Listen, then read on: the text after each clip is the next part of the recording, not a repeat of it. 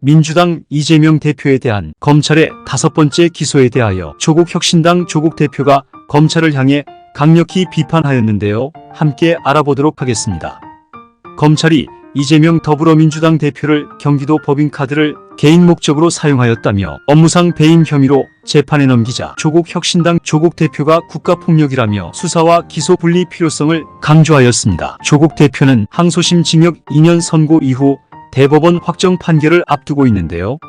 조국 대표는 19일 이 같은 검찰이 이재명 대표 불구속 기소 소식에 정적에 대한 검찰의 끝도 없는 전방위적 먼지떨기식 수사라며 국가폭력이라고 말하였습니다. 이재명 대표에 대한 5번째 기소로 수사와 기소의 분리중대범죄수사청 신설 검찰청을 공소청으로 개편하는 것이 검찰개혁의 목표임을 재확인했다며 민주당의 결단을 촉구한다고 밝혔습니다. 검찰 수사권 분리를 확실히 못 박아 불가역적 상황을 만들자는 설명인데요. 이번 검찰의 기소에 따라 이재명 대표의 검찰 기소는 공직선거법 위증교사, 대장동 성남FC 대북 송금 사건에 이어 총 5개가 됐습니다. 그런 가운데 이준석 의원이 국민의힘 대표 시절 지방선거 포항시장 공천 과정에 윤 대통령 당선인이 개입한 정황을 폭로함에 따라 포항 지역에서 파장이 커지고 있습니다. 지난 지방선거에서 대통령 당선인이 김정재 국민의힘 경북도당 위원장이 추천하는 후보를 포항시장에 공천할 것을 요청했다는 주장인데요. 당시 김정재 도당위원장은 3선에 도전한 이강덕 포항시장이 아닌 다른 후보를 추천한 것으로 알려졌습니다.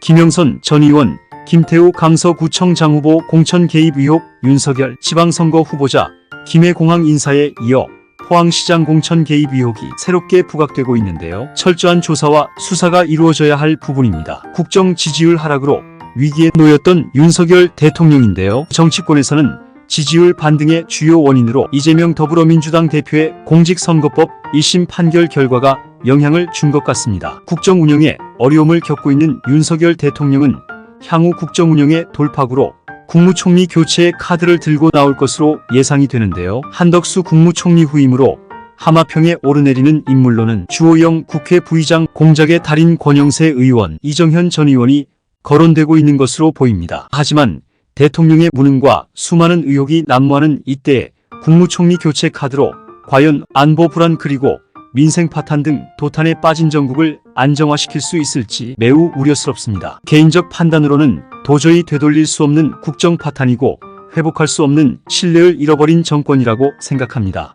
거짓과 숨김으로 국민을 대표할 수 없습니다. 이제는 건너올 수 없는 강을 건넜습니다. 이제 무능과 무지 권력의 사유화로 탄압의 정치, 숨김의 정치를 끝내는 것이 정답입니다. 한마디로 탄핵이 답입니다. 탄핵하라 투쟁. 시청하여 주신 여러분 감사합니다. 탄핵에 찬성하신다면 구독과 좋아요, 알람까지 부탁드립니다.